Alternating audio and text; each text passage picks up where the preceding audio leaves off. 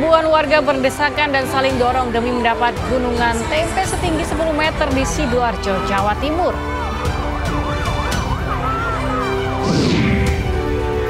...239 kepala daerah terpilih menjalani tes kesehatan hari pertama di Kementerian Dalam Negeri Jakarta Pusat.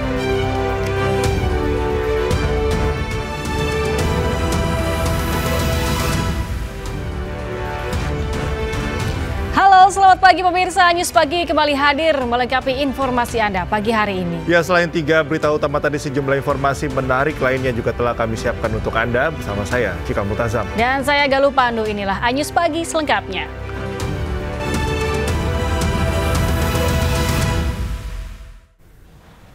Kita awali informasi News Pagi hari ini pemirsa, 8 unit rumah di Kabupaten Batubara, Sumatera Utara ludes terbakar dalam kurun waktu 2 hari berturut-turut.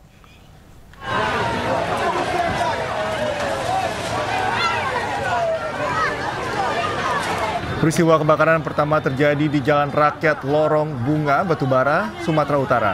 Di lokasi ini api membakar 3 unit rumah toko. Beruntung api dapat segera dipadamkan sehingga tak merembet ke permukiman warga.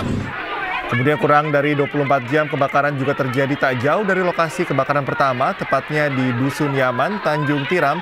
Dan di lokasi ini ada sebanyak 4 unit rumah dan 1 warung yang ludes terbakar. Tak ada korban jiwa dalam 2 peristiwa kebakaran ini, namun sejumlah warga mengalami luka-luka karena tersambar api dan tertimpa reruntuhan bangunan yang terbakar. Warga diimbau agar tetap berhati-hati saat menggunakan peralatan memasak dan listrik yang kerap menjadi pemicu kebakaran.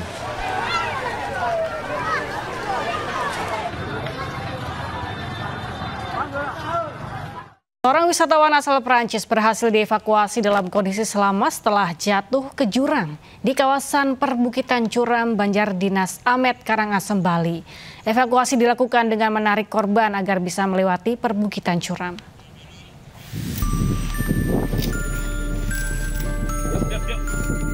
Sempat dilaporkan hilang pada Jumat petang, Da Ponte Almiro, 58 tahun, akhirnya ditemukan dan berhasil dievakuasi dalam kondisi selamat setelah jatuh ke jurang di kawasan perbukitan curam Banjar Dinas Amet, Desa Purwakerti, Kecamatan Abang, Karangasem, Bali.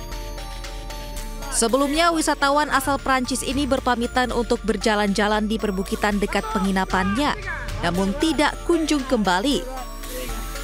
Setelah menerima laporan, tim SAR gabungan segera melakukan pencarian. Korban berhasil ditemukan dalam keadaan selamat pada Sabtu pagi pukul 10.33 waktu Indonesia Tengah. Target terpleset kurang lebih 12 meter.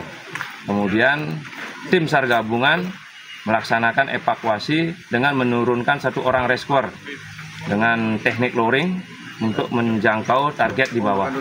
Kemudian target berhasil dievakuasi naik menggunakan teknik lifting sampai atas. Target dicek kondisinya masih stabil dan masih bisa untuk berjalan. Kita evakuasi, kita sampai bawah di parkiran Desa Amet. Setelah berhasil diangkat dari jurang, korban langsung diperiksa oleh petugas medis. Hasil pemeriksaan menyatakan ia dalam kondisi sehat tanpa cedera serius. Korban kemudian diantar kembali ke penginapannya untuk menemui keluarga. Dari Karangasem, Bali, Yunda Arista, iNews melaporkan. Pemirsa, seorang anak membakar ayahnya di Medan, Sumatera Utara. Akibatnya korban mengalami luka bakar di sekujur tubuh.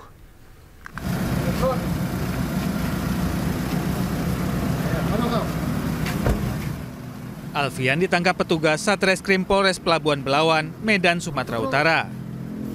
Pria 25 tahun ini ditangkap karena membakar rumah sampai mengakibatkan ayah kandungnya terluka bakar di sekujur tubuh di Kelurahan Titipapan, Kecamatan Medan Deli, Kota Medan.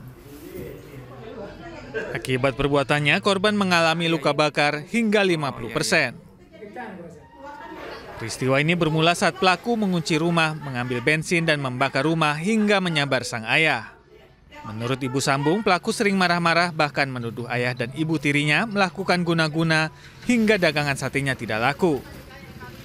Kayak gitu. Oke lah katanya, kalau itu mau lihat kan, biar ku kasih dulu katanya. Dikunci pintu depan, dikunci dia masuk ke dalam kamar belakang. Nggak berapa lama, memang ayahnya mau nungguin saya, takut dia ngapain saya kan. Pokoknya udah disediakannya itu minyak minyak bensin dalam botol Pocari. Dia siram, saya memang nggak nampak dia nyiram, tapi bapaknya nampak. Siram gini, sop kena lah bapaknya, badan-badannya kena, semua rumah kena. Berdasarkan penyelidikan sementara, motif pelaku lantaran tidak diberi handphone dan cemburu terhadap ibu sambungnya. Saat ini pelaku ditahan di Polres Pelabuhan Belawan. Namun ironisnya, sang ayah terpaksa melanjutkan perawatan di rumah kerabatnya lantaran tidak memiliki biaya untuk berobat. Dari Medan, Sumatera Utara, Yuda Bahar, Anyus melaporkan. Seorang pria tewas usai dianiaya orang tak dikenal di Denpasar, Bali. Pelaku menyerang tanpa alasan yang jelas pembeli sebuah warung.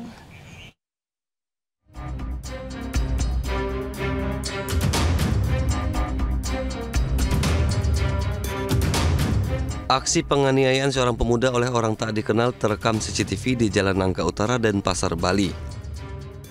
Secara tiba-tiba pelaku menabrak dan menganiaya DW 19 tahun. Beruntung aksi penganiayaan dilerai pemilik warung dan korban selamat. Tidak berselang lama pelaku kembali menganiaya dua korban lainnya dengan senjata tajam. Akibatnya satu orang tewas setelah sempat dilarikan ke rumah sakit. Belum diketahui motif penganiayaan dan para korban tidak mengenal pelaku. Udah pas tugas ya. Tapi kalau tokonya itu memang 24 jam, Pak? Kurang tahu, Pak. Setahu saya kemungkinan sampai antara jam itu dan malam itu, antara jam 1 jam 2-an itu, Pak. Memang bukan sampai malam gitu? Ya. Polisi telah memeriksa sejumlah saksi dan memburu pelaku. Dari Denpasar, Bali, Indira Ari, Ainus melaporkan. Ratusan warga di Sorong, Papua Barat Daya protes dan blokade jalan menuntut sanksi hukum oknum TNI yang diduga menganiaya warga hingga tewas. Informasinya usai jeda, tetap bersama kami.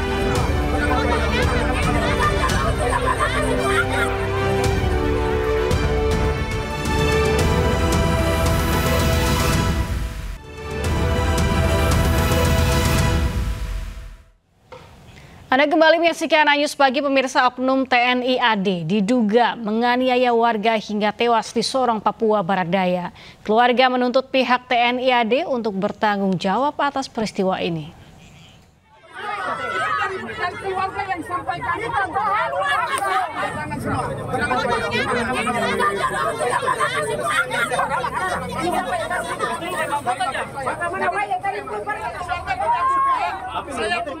Ratusan warga memblokade ruas jalan Trans Papua Barat Daya di Kota Sorong pada hari Minggu.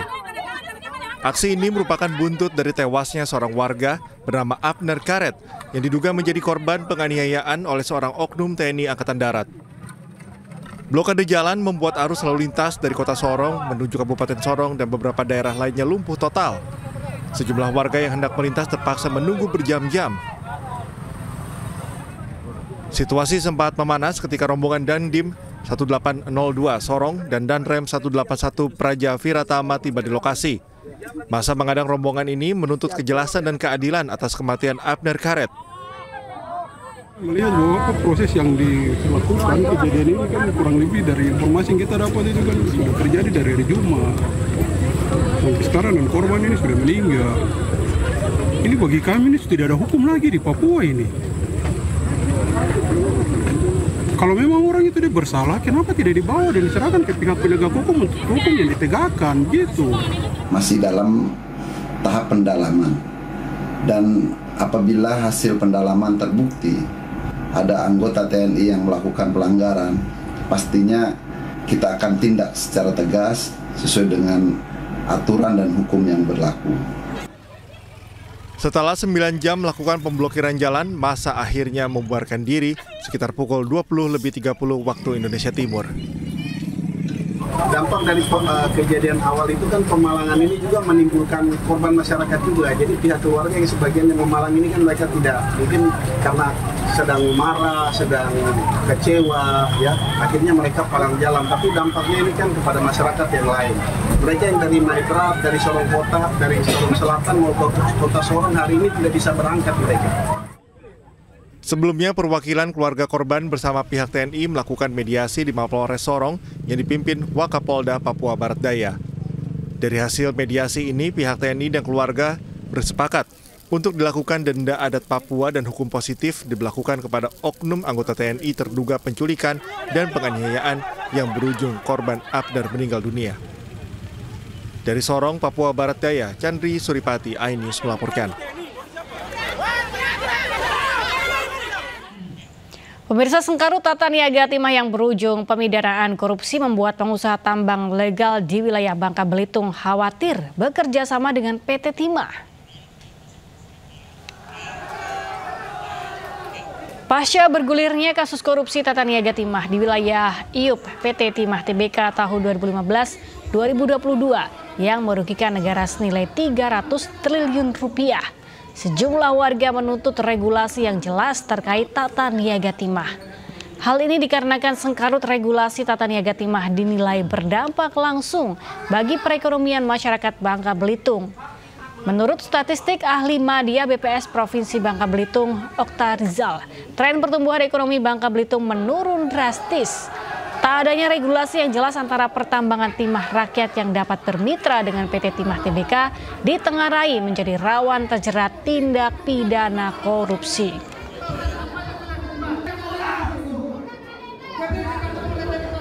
Pendapatan masyarakat banyak ya dengan bekerja di timah, otomatis akan meningkatkan daya belinya juga. Tapi ketika dia beralih ke lapangan usaha lain yang pendapatannya lebih rendah, otomatis dia harus menahan pola konsumsinya. Tapi harus dipikirkan juga, timah ini jangan sampai kita bekerja sampai banyak masyarakat yang putus sekolah atau apa.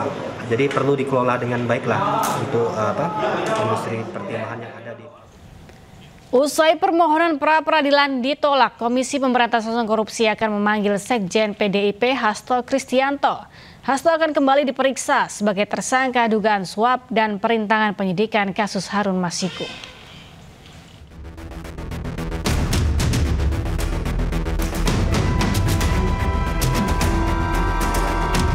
Penyidik Komisi Pemberantasan Korupsi bakal memeriksa kembali Sekjen PDI Perjuangan Hasto Kristianto dalam kasus dugaan suap pergantian antar waktu anggota DPR Harun Masiku dan perintangan penyidikan. Pemeriksaan dijadwalkan usai Pengadilan Negeri Jakarta Selatan menolak pra-peradilan Hasto dan menyatakan status tersangka Hasto sah. Sebagaimana rekan-rekan ketahui, saksi-saksi yang dipanggil kan rekan-rekan memantau ya siapa saja, terutama terakhir pada saat saudara Hatta ini dipanggil kalau nggak salah 2 minggu yang lalu ya terakhir itu, dan info yang kami dapatkan dari penyidik dalam waktu dekat ini akan dilakukan pemanggilan lagi kepada yang bersangkutan. Kapannya saya belum bisa buka. Itu di pekan depan loh, atau kemungkinan besar sebelum puasa pekan depan. Namun tim hukum Hasto Magdir Ismail mengaku belum mendapat informasi terkait rencana pemeriksaan Hasto, sehingga belum dapat memastikan mengenai kehadiran Hasto dalam panggilan pemeriksaan KPK. Sebelumnya dalam sidang putusan, Pengadilan Negeri Jakarta Selatan menyatakan permohonan pra-peradilan Hasto tidak dapat diterima. Tim Liputan iNews melaporkan. Sebelumnya KPK menetapkan Sekjen PDI Perjuangan Hasto Kristianto sebagai tersangka. Hasto diduga terlibat penyuapan dan merintangi penyidikan kasus Harun Masiku.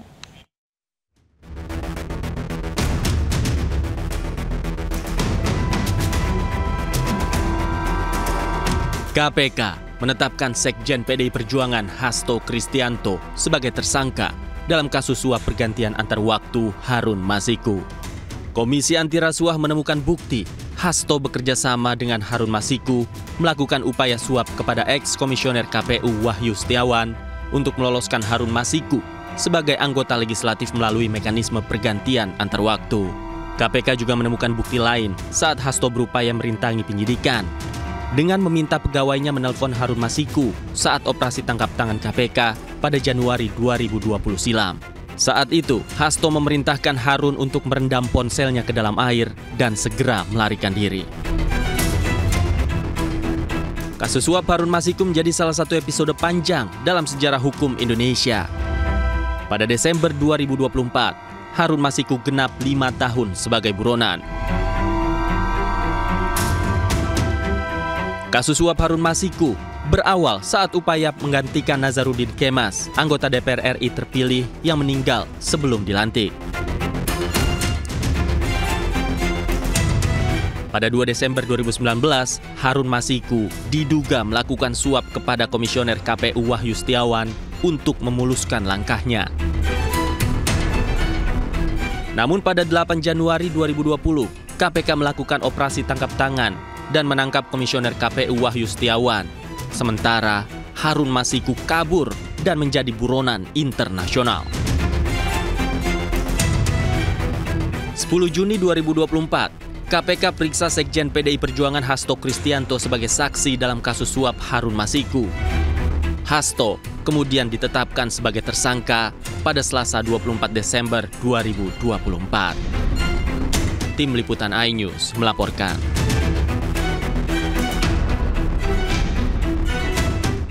Pemirsa, Wakil Gubernur Jakarta terpilih Rano Karno atau Sidul menjalani pemeriksaan kesehatan di hari pertama pada Minggu siang. Sementara Gubernur Jakarta terpilih Pramono Anung akan menjalani pemeriksaan kesehatan di hari kedua.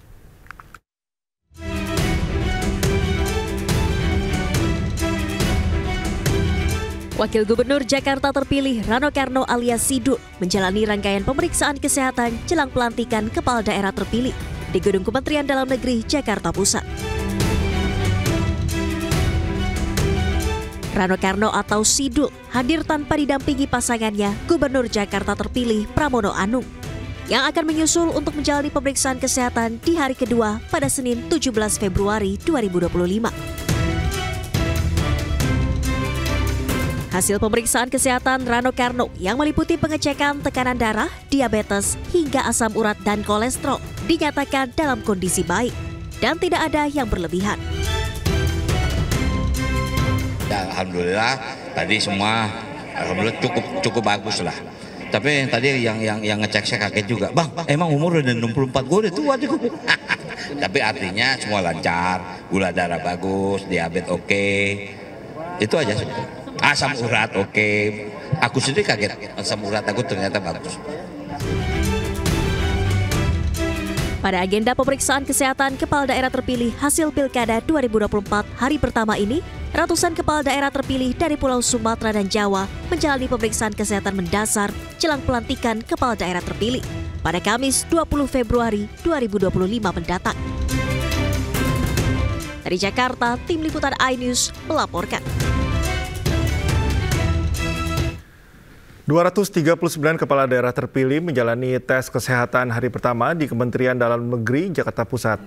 Pemeriksaan meliputi pengukuran tekanan darah, kolesterol, dan asam urat jelang pelantikan serentak 20 Februari mendatang.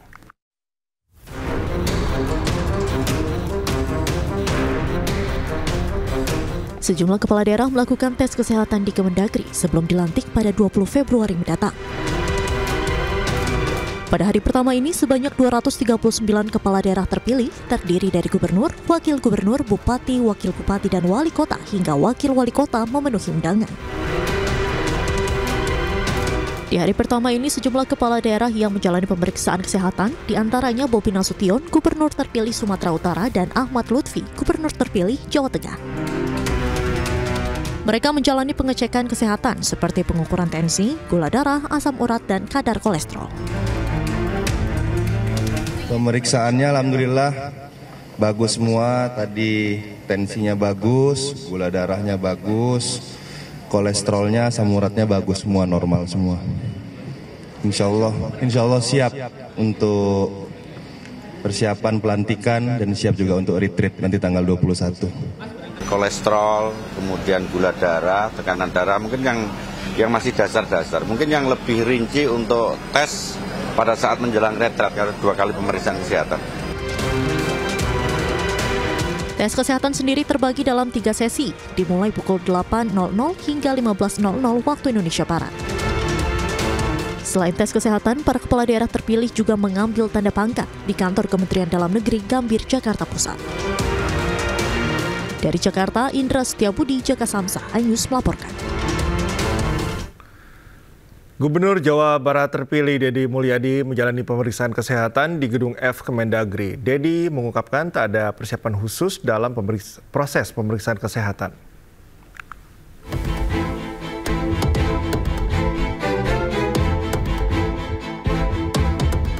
Gubernur Jawa Barat terpilih Deddy Mulyadi hadir di Kemendagri pada sesi kedua untuk melakukan pemeriksaan kesehatan sebagai syarat untuk pelantikan di Istana Kepresidenan Jakarta pada Kamis 20 Februari 2025 mendatang.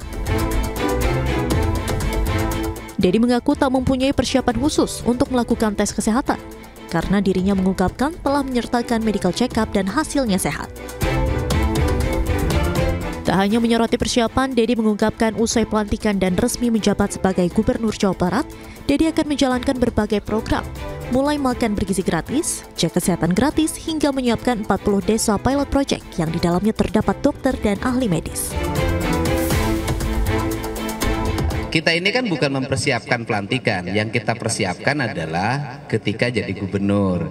Kalau pelantikan kan hal yang seremonial, biasa saja yang biasa kita lakukan. Saya udah beberapa kali dilantik, jadi anggota DPRD kabupaten, jadi wakil bupati, jadi bupati 2 periode, jadi anggota DPR RI. Nah sekarang dilantik lagi jadi gubernur Jawa Barat.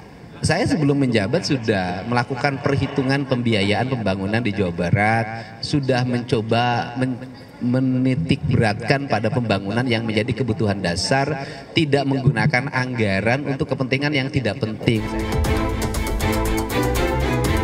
Diketahui 239 kepala daerah terpilih menjalani tes kesehatan hari pertama di Kementerian Dalam Negeri Jakarta Pusat Minggu pagi. Dari Jakarta, Dilami Aulia, Iriansyah, iNews melaporkan. Gubernur dan Wakil Gubernur Jawa Timur terpilih, Khofifah Indar Parawansa dan Emil Dardak juga telah menjalani pemeriksaan kesehatan pada Minggu siang. Hasil tes kesehatan Khofifah Emil dinyatakan dalam kondisi baik.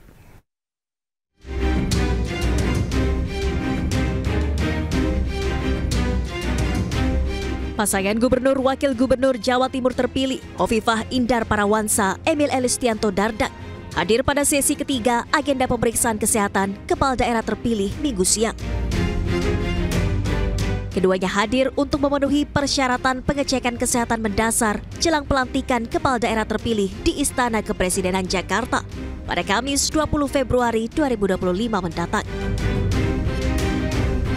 Kompak mengenakan pakaian bernuansa putih, Khofifah Emil mengaku tak khawatir dengan hasil pemeriksaan kesehatan mendasar yang meliputi pengecekan tensi, gula darah, serta kolesterol dan asam urat. Saya bersama Mas Emil baru saja mengikuti tes kesehatan terkait dengan pertama tensi, kedua gula darah, ketiga kolesterol. Biasa kawan-kawan saya rasa kita harus menjadi dokter bagi diri kita sendiri. Dan biasa saya juga kemana-mana pergi saya membawa alat tes yang memang dimungkinkan kita bisa cek kondisi kesehatan kita masing-masing. Insya Allah ini awal yang baik untuk saling melakukan deteksi dini dari proses penguatan kesehatan fisik ya bagi calon kepala daerah, wakil kepala daerah terpilih yang insya Allah tanggal 20 akan dilantik oleh Bapak Presiden Prabowo Subianto. Usai menjalani pemeriksaan kesehatan mendasar, kepala daerah terpilih beserta wakilnya selanjutnya diwajibkan mengikuti gladi kotor pelantikan pada 18 Februari 2025 dan gladi bersih pelantikan pada 19 Februari 2025 di Istana Negara Jakarta. Dari Jakarta, Tim Liputan iNews melaporkan. Sementara itu, pemerintah pastikan retret kepala daerah akan menggunakan anggaran dari Kementerian Dalam Negeri dan Lemhanas. Kegiatan tersebut dipastikan berjalan sesuai undang-undang yang berlaku. Soal retreat, jadi teman-teman, berdasarkan edaran terbaru dari Kementerian Dalam Negeri, retreat di Magelang nanti itu sepenuhnya menjadi biaya Kementerian Dalam Negeri setelah direkonstruksi anggarannya. Kalau sebelum rekonstruksi memang rencananya cost sharing, karena anggaran Kemendagri ada yang dipotong, Kemudian dari Pemda-Pemda juga sebenarnya mereka sudah punya biaya rutin untuk diklat dari kepala daerah terpilih. Jadi rencana awalnya cost sharing, tapi setelah kemudian dilakukan rekonstruksi anggaran dengan formula baru, akhirnya Kemendagri mampu untuk menanggung seluruh biaya retreat di Magelang. Nah, banyak yang bertanya, retreat ini efisienkah? Jadi gini, perintah dari Undang-Undang Nomor 23 tahun 2014, ini perintah undang-undang. Kementerian Dalam Negeri itu wajib memberikan pelatihan kepada kepala daerah yang baru terpilih itu 2 minggu. Itu perintah. Dan ada juga perintah dari undang-undang kepada Lemhanas untuk memberikan diklat kepada kepala daerah calon-calon pemimpin itu minimal 1 bulan. Nah, sekarang diklat pemimpin ini disatukan. Jadi hanya 7 hari. Jadi diklat Kemendagri dengan diklat Lemhanas sekarang disatukan nih. Jadi kerjasama antara Kemendagri dengan Lemhanas. Jadi biayanya pun bisa jadi lebih hemat, prosesnya lebih hemat, dan kemudian juga dari sisi waktu juga jauh lebih efisien. Jadi ini sekarang kepala daerah nggak perlu lagi 2 diklat. Nggak perlu lagi diklat Kemendagri kemudian dilanjutkan dengan diklat Lemhanas, tapi sekarang disatuin. Lemhanas bekerja sama dengan Kemendagri, menyatukan diklat kepemimpinan, diklat calon pemimpin, itu disatukan dalam 7 hari saja dan dilaksanakan bersama-sama di daerah Magelang nanti. Meski sejumlah kepala daerah telah menjalani tes kesehatan di Jakarta pada Minggu siang jelang dilantik pada 20 Februari mendatang, namun perselisihan hasil pemilu di sejumlah daerah terus berlanjut. Surat domisili 23 Agustus. Padahal surat yang dipalsu itu 20 Agustus yang menyatakan domisili. Bagaimana mungkin surat domisili tanggal 23? Tapi kemudian kuasa hukum pasangan calon gubernur dan wakil gubernur Papua nomor urut 2 Matius Fahiri dan Aryoko mendatangi Barreskrim Mabes Polri melaporkan anggota KPU RI dan juga ketua KPUD Papua. Pelaporan atas dugaan memberikan keterangan palsu dan dalam persidangan di Mahkamah Konstitusi terkait perkara perselisihan hasil pemilu PHPU Gubernur Papua.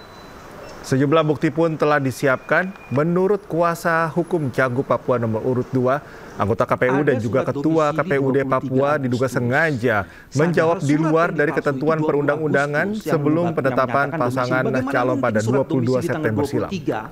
Tapi kemudian surat yang dipalsu itu ngomongnya tanggal 22. Kan tidak masuk akal. Syarat calon gubernur dan wakil gubernur Provinsi Papua. Ini kepentingan orang banyak, bukan kepentingan segelintir orang yang mengatasnamakan menafsirkan aturan-aturan, sementara aturan mengatakan yang secara tegas dan benar bahwa itu berada pada tanggal 6 sampai 8 September masa perbaikan. Setelah itu tidak ada lagi dan tidak boleh menambah dokumen baru di dalam masa Timnas sepak bola putri Indonesia bertolak menuju Arab Saudi. Skuad Garuda Pertiwi berangkat untuk berlaga di FIFA Matchday melawan tuan rumah Timnas Putri Arab Saudi.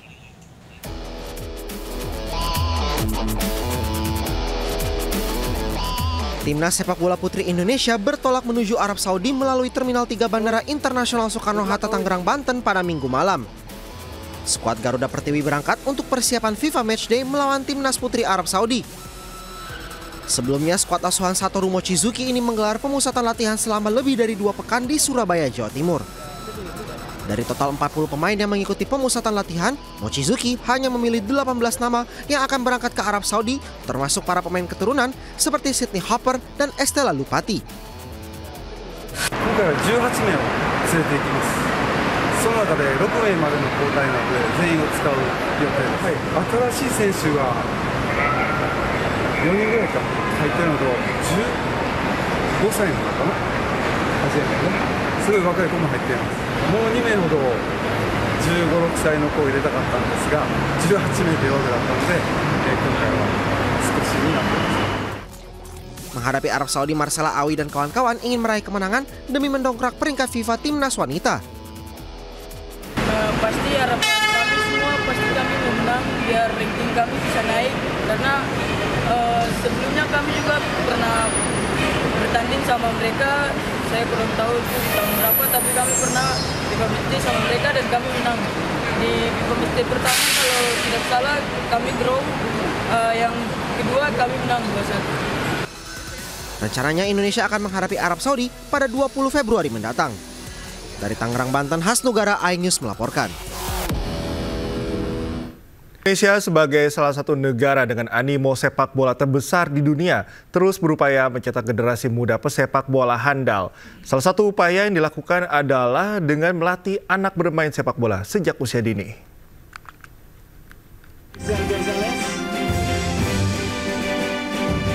Susu Milo yang telah hadir di Indonesia lebih dari 50 tahun menjadi bagian dari gaya hidup anak yang sehat dan aktif. Milo dengan Garuda Anak Nusantara menggelar Milo National Championship 2025 di Gor Ciracas, Jakarta Timur yang diikuti oleh 10.000 peserta dari 19 kota. Bertujuan untuk memberikan kompetisi anak agar berlatih menjadi pemain sepak bola yang handal dan tentu menjadi generasi penerus bangsa. So we are so glad that we see the players are into sports. At Milo, we believe sports is a great teacher, and very happy to see Indonesian kids are joining this event and becoming more athletic and kuat and amazing. Dan sekarang diikuti hampir lebih dari 10.000 anak. Alhamdulillah tanggapannya luar biasa, semua anak-anak bergembira, senang karena kompetisi tingkat nasional itu mungkin saat sekarang satu-satu yang berjenjang ya ada di Garuda Nusantara bersama Milo National Championship ini. Mantan striker timnas Indonesia Christian Gonzalez turut hadir untuk mendukung para peserta menjadi pemain handal sepak bola. Masa depan kita untuk sepak bola ya, karena itu mereka umur seperti ini harus mulai pelan-pelan untuk nanti kalau mereka jadi pemain profesional mereka sudah siap untuk bisa main untuk tim dan untuk negara Indonesia. Milo National Championship 2025 diharapkan menjadi wadah bagi anak-anak untuk dapat belajar berkompetisi dan berlatih menjadi pemain sepak bola handal. Dari Jakarta, Jessica Winoto dan Di Bernardi, iNews melaporkan.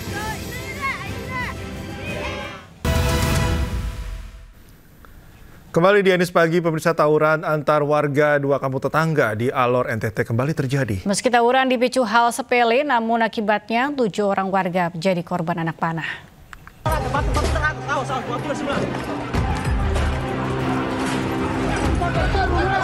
Beginilah kondisi tawuran yang melibatkan pemuda Kampung Baru dan pemuda Watabua, Kecamatan Teluk Mutiara di Kabupaten Alor.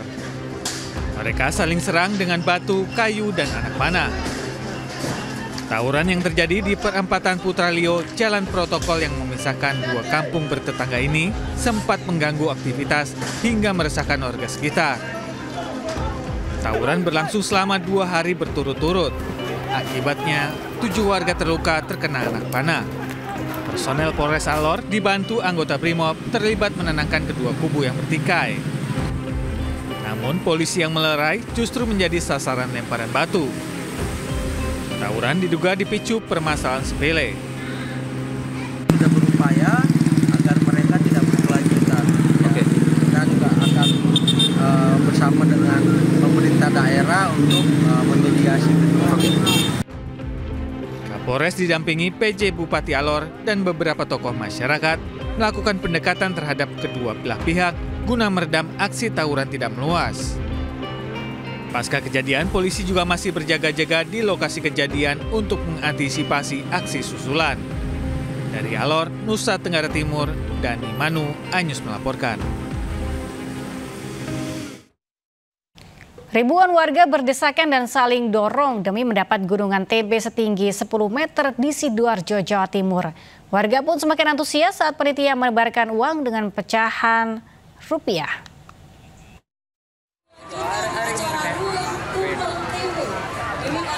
Ribuan warga berdesakan di lapangan desa Sedengan Mijen, Sidoarjo, Jawa Timur, Minggu pagi. Mereka saling dorong dan berebut demi mendapatkan gunungan tempe setinggi 10 meter yang juga berisi aneka bahan pangan. Di antaranya sayur mayur, buah, dan ikan. Panitia juga menebarkan uang yang membuat warga semakin antusias berebut. Dapat tempe nggak? Tidak, habis. Sama-sama kan kasih lempar-lempar tidak dapat. Ini ibu rebutan nggak masalah di tadi? Iya, rebutan di tarik-tarik baru didorong. Hebat lah, heboh. Tapi senang Bu ya? Iya, tapi senang. Walaupun sakit tapi senang. Kegiatan ini rutin digelar setiap menjelang bulan Ramadan. Warga percaya gunungan yang didapat akan mendatangkan berkah. Dari Sidoarjo, Jawa Timur, Yoyok Agusta, iNews melaporkan. Kita ke informasi lain, pemirsa. Negara-negara maju kini tengah berlomba untuk menguasai teknologi AI atau kecerdasan buatan. Tak mau ketinggalan, di Bandung, Jawa Barat, sejumlah mahasiswa menampilkan teknologi yang mampu mendeteksi penyakit mata hingga memantau kesehatan ibu hamil.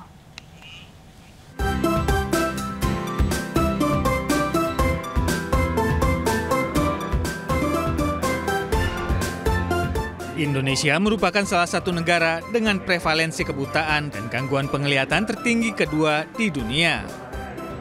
Seiring kecanggihan teknologi di Bandung, Jawa Barat, sekelompok mahasiswa ITB berhasil mengembangkan teknologi artificial intelligence atau kecerdasan artifisial yang mampu mendeteksi penyakit mata seperti glaukoma dan katarak.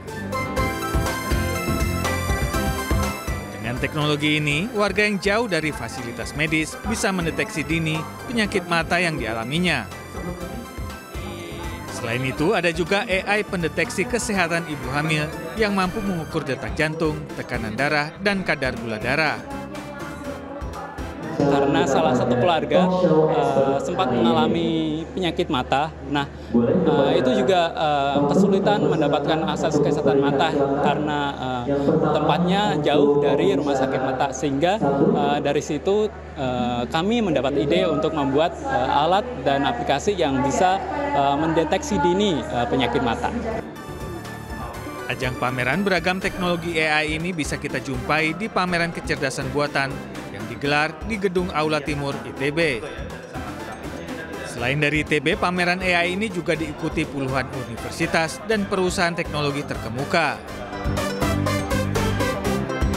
ITB ingin membuat acara yang impact-nya itu besar untuk masyarakat. Bagaimana untuk bisa mendekatkan antara dunia akademisi di kampus dengan industri gitu. Maka di acara ini kami menggandeng industri-industri besar, Telkomsel, Google, Bangunindo menghadirkan platform-platform yang terbaik gitu. Terlebih yang sekarang sedang trending kan artificial intelligence. Pameran ini diharapkan menjadi wadah bagi para akademisi, peneliti, dan profesional untuk saling berkolaborasi dalam mengembangkan teknologi AI di Indonesia. Dari Bandung, Jawa Barat, Ervan David, iNews melaporkan. Terus menutup iNews pagi hari ini, cuplikan tayangan berita iNews dapat Anda saksikan di kanal YouTube @official iNews. Mewakili kerabat kerja yang bertugas, saya Galuh Pandu. Dan saya Cikal Mutaza undur diri. Terima kasih. Selamat pagi dan sampai jumpa.